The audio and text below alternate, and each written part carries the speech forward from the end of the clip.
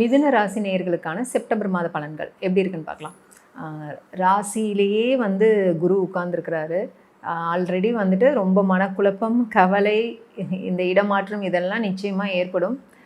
என்னங்க மாதம் மாதம் சொல்கிறீங்க, ஆனால் அது அப்படியே தான் போகுதுன்ற ஒரு மனநிலையில் தான் நீங்கள் இருப்பீங்க. பட் கவலைப்படாதீங்க. அக்டோபரில் வந்து குரு வந்து அதிச்சாரத்தில் கடகத்துக்கு போவார். ஓகேங்களா? அப்போ நம்ம ஒரு 3 மாதம் நல்லா ரிலாக்ஸ் பண்ணிக்கலாம். ஏன்னா 2ஆம் இடத்துக்கு குரு போகிறார் இல்லையா? அப்போ ஒரு 3 மாதம் நல்லா ரிலாக்ஸ் பண்ணிக்கலாம். ஓகே. ஸோ எதுவும் ஒரு புது விஷயம் எதுவுமே தயவுசெய்து டிசைட் பண்ணாதீங்க, ஓவர் திங்க் பண்ணாதீங்க. ஏன்னா பொதுவாகவே ராசியில் குரு வரும்போது நிறைய குழப்பம் இருக்கும், பிரச்சனையே இருக்காது, நம்மளை வந்து போட்டு குழப்பிக்குவோம்.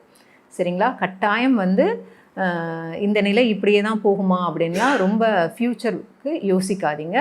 ஜஸ்ட்டு இந்த மே மாதம் வரைக்கும் கொஞ்சம் நிதானமாக இருங்க. அதுக்கப்புறமேட்டு நம்மளுக்கு 2ஆம் இடத்துக்கு குரு பர்மனெண்ட்டாக அங்கே போய்டுவார். ஒரு 1 இயருக்கு சூப்பராக இருக்கும். ஓகேங்களா?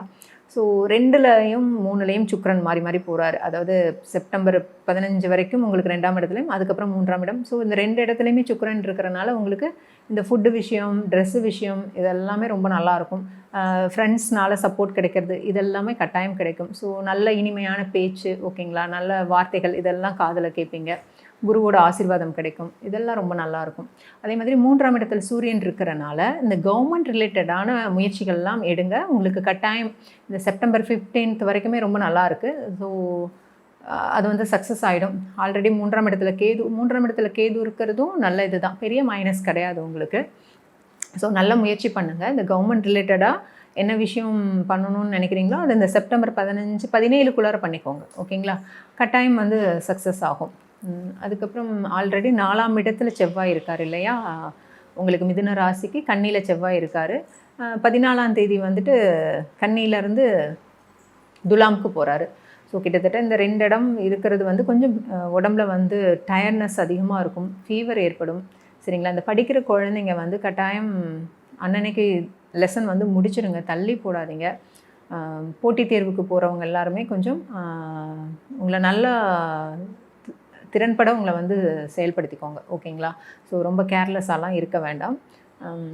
முக்கியமாக வந்து ஹெல்த் நல்லா இம்பார்ட்டன்ட் கொடுங்க, நல்ல தூக்கம். ஏன்னா 4ஆம் இடத்துல செவ்வாய் இருக்கும்போது என்ன ஆகும்னா கட்டாயம் வந்து டயர்ட்னஸ் அதிகமாகும், ஃபீவர் வரும். அடுத்து வேறு சூரியன் செப்டம்பர் 17க்கு மேலே சூரியன் 4ஆம் இடத்துக்கு போகிறாரு. அப்போ இந்த சுகஸ்தானம் 4ஆம் இடம் தான் நம்மளுக்கு சுகஸ்தானம் இல்லையா?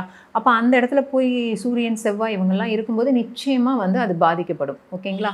ஸோ தூக்கம் கெட்டுப்போகும், உடம்பு கெட்டுப்போகும். அதனால் அதில் கொஞ்சம் கவனமாக இருந்துக்கோங்க.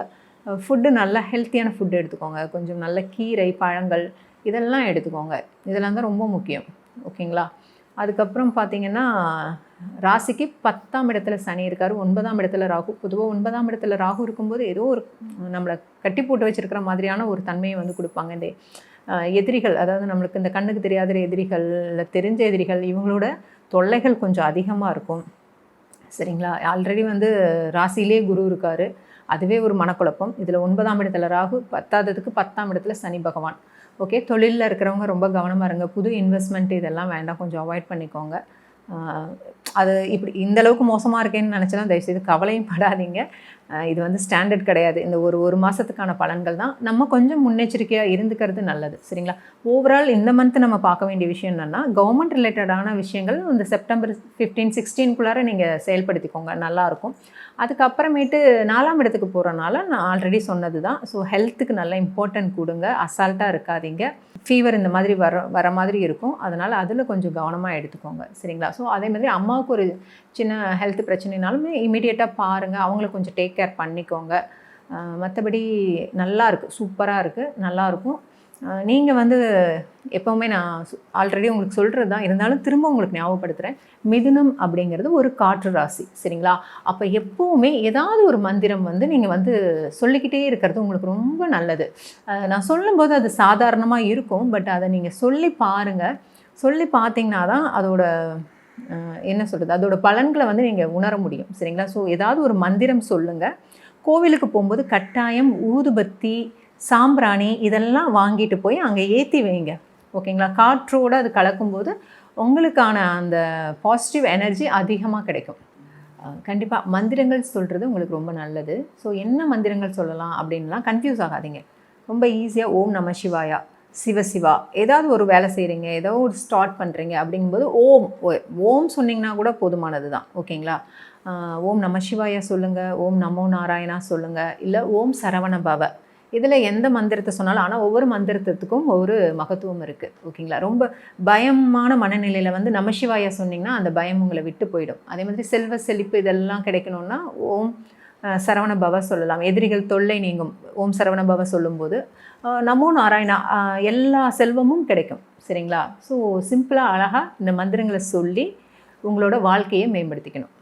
மிதுன ராசி நேயர்களுக்கான செப்டம்பர் மாத பலன்கள் எப்படி இருக்குன்னு பார்க்கலாம். ராசியிலேயே வந்து குரு உட்கார்ந்துருக்கிறாரு. ஆல்ரெடி வந்துட்டு ரொம்ப மனக்குழப்பம், கவலை, இந்த இடமாற்றம் இதெல்லாம் நிச்சயமாக ஏற்படும். என்னங்க மாதம் மாதம் சொல்கிறீங்க, ஆனால் அது அப்படியே தான் போகுதுன்ற ஒரு மனநிலையில் தான் நீங்கள் இருப்பீங்க. பட் கவலைப்படாதீங்க. அக்டோபரில் வந்து குரு வந்து அதிச்சாரத்தில் கடகத்துக்கு போவார். ஓகேங்களா? அப்போ நம்ம ஒரு 3 மாதம் நல்லா ரிலாக்ஸ் பண்ணிக்கலாம். ஏன்னா 2ஆம் இடத்துக்கு குரு போகிறார் இல்லையா? அப்போ ஒரு 3 மாதம் நல்லா ரிலாக்ஸ் பண்ணிக்கலாம். ஓகே.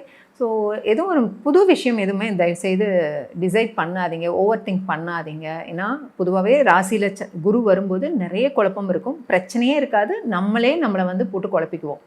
சரிங்களா? கட்டாயம் வந்து இந்த நிலை இப்படியே தான் போகுமா அப்படின்லாம் ரொம்ப ஃப்யூச்சருக்கு யோசிக்காதீங்க. ஜஸ்ட்டு இந்த மே மாதம் வரைக்கும் கொஞ்சம் நிதானமாக இருங்க. அதுக்கப்புறமேட்டு நம்மளுக்கு 2ஆம் இடத்துக்கு குரு பர்மனெண்ட்டாக அங்கே போயிடுவார். ஒரு 1 இயருக்கு சூப்பராக இருக்கும். ஓகேங்களா?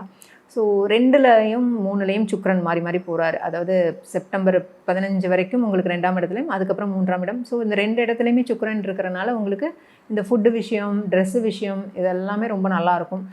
ஃப்ரெண்ட்ஸ்னால சப்போர்ட் கிடைக்கிறது இதெல்லாமே கட்டாயம் கிடைக்கும். ஸோ நல்ல இனிமையான பேச்சு, ஓகேங்களா, நல்ல வார்த்தைகள் இதெல்லாம் காதில் கேட்பீங்க. குருவோட ஆசீர்வாதம் கிடைக்கும். இதெல்லாம் ரொம்ப நல்லாயிருக்கும்.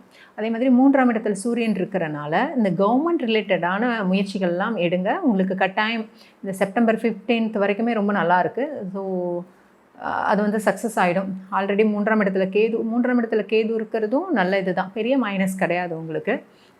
ஸோ நல்ல முயற்சி பண்ணுங்கள். இந்த கவர்மெண்ட் ரிலேட்டடாக என்ன விஷயம் பண்ணணும்னு நினைக்கிறீங்களோ அது இந்த செப்டம்பர் 17 பண்ணிக்கோங்க. ஓகேங்களா? கட்டாயம் வந்து சக்ஸஸ் ஆகும். அதுக்கப்புறம் ஆல்ரெடி 4ஆம் இடத்துல செவ்வாய் இருக்கார் இல்லையா? உங்களுக்கு மிதுன ராசிக்கு கன்னியில் செவ்வாய் இருக்கார். 14ஆம் தேதி வந்துட்டு கன்னியிலேருந்து துலாமுக்கு போகிறாரு. ஸோ கிட்டத்தட்ட இந்த 2 இடம் இருக்கிறது வந்து கொஞ்சம் உடம்புல வந்து டயர்ட்னஸ் அதிகமாக இருக்கும், ஃபீவர் ஏற்படும். சரிங்களா? இந்த படிக்கிற குழந்தைங்க வந்து கட்டாயம் அன்னன்னைக்கு லெசன் வந்து முடிச்சிடுங்க, தள்ளி போடாதீங்க. போட்டித் தேர்வுக்கு போகிறவங்க எல்லாருமே கொஞ்சம் உங்களை நல்லா திறன்பட உங்களை வந்து செயல்படுத்திக்கோங்க. ஓகேங்களா? ஸோ ரொம்ப கேர்லெஸ்ஸாலாம் இருக்க வேண்டாம். முக்கியமாக வந்து ஹெல்த் நல்லா இம்பார்ட்டன்ட் கொடுங்க, நல்ல தூக்கம். ஏன்னா 4ஆம் இடத்துல செவ்வாய் இருக்கும்போது என்ன ஆகும்னா கட்டாயம் வந்து டயர்ட்னஸ் அதிகமாகும், ஃபீவர் வரும். அடுத்து வேறு சூரியன் செப்டம்பர் 17க்கு மேலே சூரியன் 4ஆம் இடத்துக்கு போகிறாரு. அப்போ இந்த சுகஸ்தானம் 4ஆம் இடம் தான் நம்மளுக்கு சுகஸ்தானம் இல்லையா? அப்போ அந்த இடத்துல போய் சூரியன் செவ்வாய் இவங்கெல்லாம் இருக்கும்போது நிச்சயமாக வந்து அது பாதிக்கப்படும். ஓகேங்களா?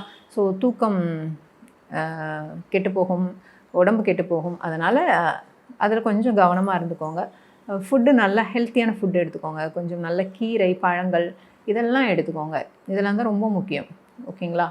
அதுக்கப்புறம் பார்த்திங்கன்னா ராசிக்கு 10ஆம் இடத்துல சனி இருக்கார், 9ஆம் இடத்துல ராகு. பொதுவாக 9ஆம் இடத்துல ராகு இருக்கும்போது ஏதோ ஒரு நம்மளை கட்டி போட்டு வச்சுருக்கிற மாதிரியான ஒரு தன்மையை வந்து கொடுப்பாங்க. இந்த எதிரிகள், அதாவது நம்மளுக்கு இந்த கண்ணுக்கு தெரியாத எதிரிகள், இல்லை தெரிஞ்ச எதிரிகள், இவங்களோட தொல்லைகள் கொஞ்சம் அதிகமாக இருக்கும்.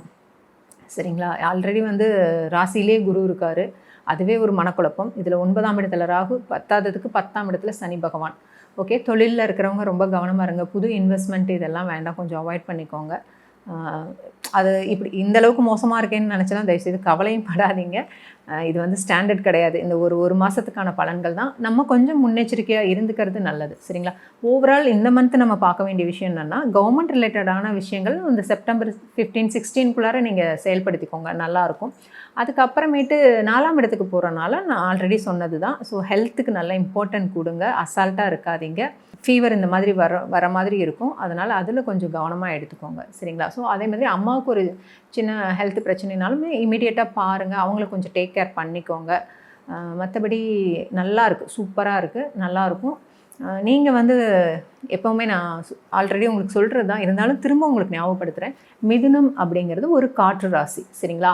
அப்போ எப்போவுமே ஏதாவது ஒரு மந்திரம் வந்து நீங்கள் வந்து சொல்லிக்கிட்டே இருக்கிறது உங்களுக்கு ரொம்ப நல்லது.